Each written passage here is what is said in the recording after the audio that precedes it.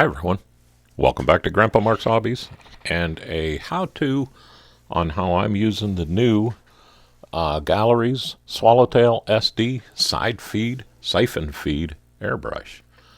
We're jumping right in here. I'm mixing up some flat aluminum. I plan on painting my Revell GoodYear Blimp with this. I figured I'd give you a run through of how awesome this new airbrush is. This will be the first time I tried it, and I filmed everything in the spray booth, and it was just too dang loud to hear me, so I'm going to just dub this over. What I did is I got 3 shots of Tamiya's flat aluminum in there, and I'm putting about 25 to 30 drops of retarder in there because it's just so stinking dry down in my basement right now. And then we'll thin it out with Tamiya's thinner on top of that. So I always stir that in, pull it into the pipette, and squirt it in and out a couple of times. And then we'll go with the thinner. One thing, foreshadowing here. Yeah, I spill about 3/4 of this in the spray booth while I'm working because of the way I had to hold this blimp. But it's a good thing that that cup is so big because I did have enough in the cup to finish. I just mixed about half as much paint as I really needed to. I always mix too much. But you see I'm adding the thinner to it, and I'm stirring it. And then again, I'm sucking that in and out of the pipette just because the paint that's in there is thicker than what I'm stirring. So I want to make sure that that all gets mixed together too. It was a little bit thick. I'm trying to go for just a scotch thicker than water. Everybody says milk. To me, milk looks like water. So I'm getting it to where when I test it on the side here, you'll see it runs down nice and smooth, and it doesn't hold to the side, the drop of paint. So I think I'm pretty good there. I'm going to grab a spoon, and we'll do a test here. And again, the only thing I ever did with this so far is I shot water through it on a piece of cardboard just to see how that fan tip works. And I was like, wow, it's smooth. You see where I put that paint? Yep, that should have been way back in the corner. But here I'm just giving this a really super light coat, and I honestly said wow out loud. And now I'm blowing it dry. It's so dry in my basement that this is drying just about on touch. If I was doing a clear gloss coat, I would have had to go a lot thicker and a lot slower with it. But since this is the flat, I can get away with kind of hauling. But I'm happy with the way that spread on that spoon. So I'm going ahead and good thing I did. I loaded that cup up about halfway. I looked at the spoon again and thought, do I need to spray it one more time? And decided, nope, we're going to go straight for the kit. And again, here I'm giving it just a quick blow with air, just to blow all the dust off. And now I'm giving it a light, quick coat just to tack it up. I'm not using any primer, but I did sand the whole kit with 2,500 grit sandpaper just to give the paint something to bite to.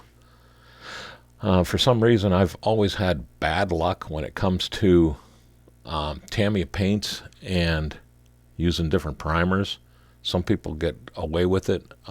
For me, it just seems like it gives me more troubles than it's worth. This paint will dry after about 2 days hard and stick really well. But you see how nice that pattern is on there. Quick first coat, and then I went over it just a little bit thicker, just to give it a nice base, and I'll come back on it one more time. Here's the front part.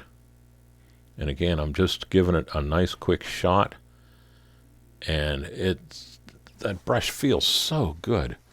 It's comfortable in the hand.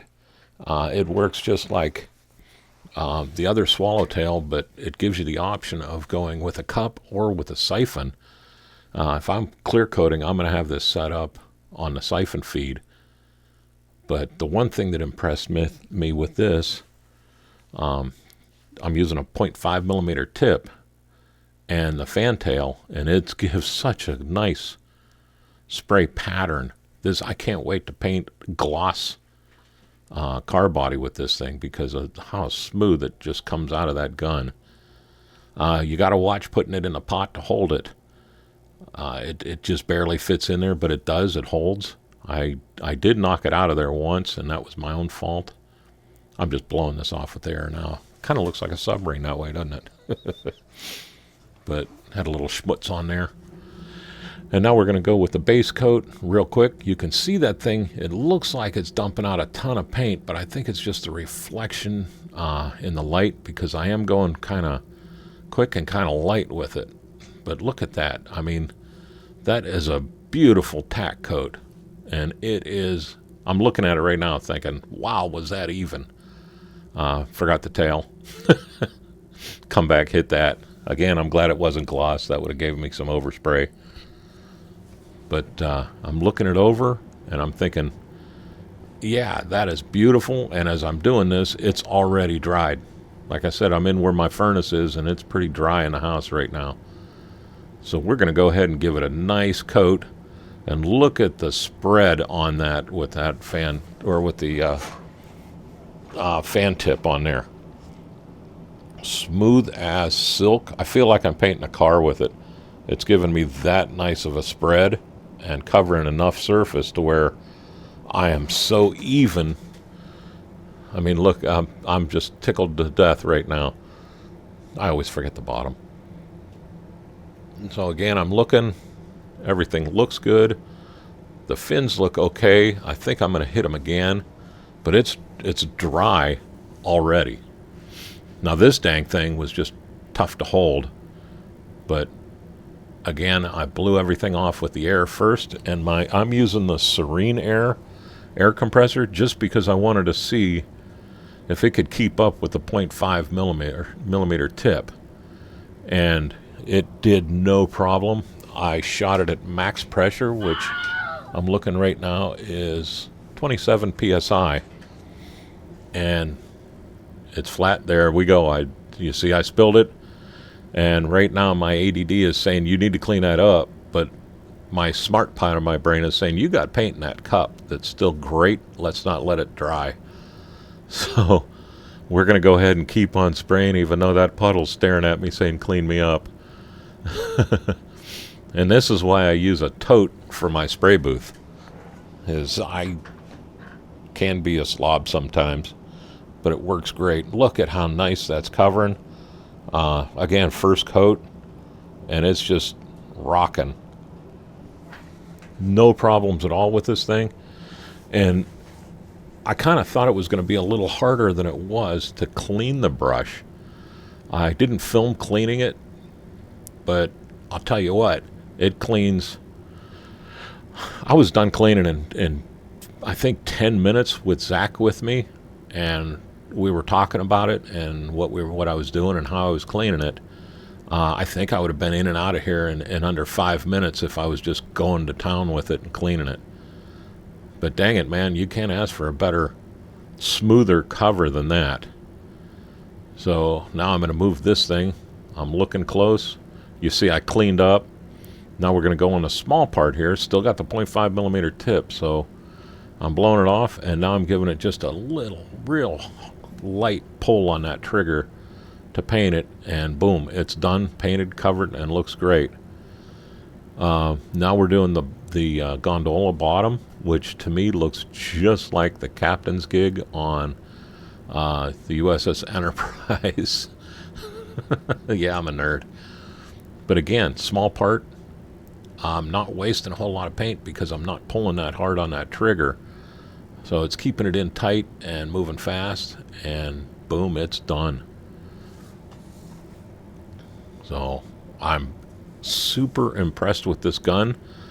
It's going to probably be my front runner for doing car bodies and things like that. I do have the new Siphon feed, and I will be using that for my clear coats and things like that, just because I can hold so much in there. And it's got a big tip on it too. But geez, can you see doing a car body with this, with the 0.5 and that fantail? We are rocking. Yeah, I ran out of paint, and now I'm thinking, do I have enough in there? But I did, and we were able to finish this up. I can't say enough about this thing, how easy of operation it is. I'm able to tilt that cup back and forth to give me just the optimal angle where that cup is flat and I'm tilted down just a smidge getting in the booth. So I remember to paint the fins real good this time. And there she is. Done deal. Do the backside and we'll call it good. So if you're looking for a heck of a brush, don't be shy. The price point on this thing is great. And again, it comes with the smaller tip too. I'm using the Honkin 0.5. The original Swallowtail came with a 7, and I've used that before. I feel like I have more control with the 0.5. A lot more control. That 0.7 was really fast for me. But there you go. I'll let you go. Sorry I ran over here. I want to thank all the veterans and everything. I want to thank Gaahleri for this opportunity. And I want to thank you for watching. So y'all have a great day and a better tomorrow. And again, thank you for watching.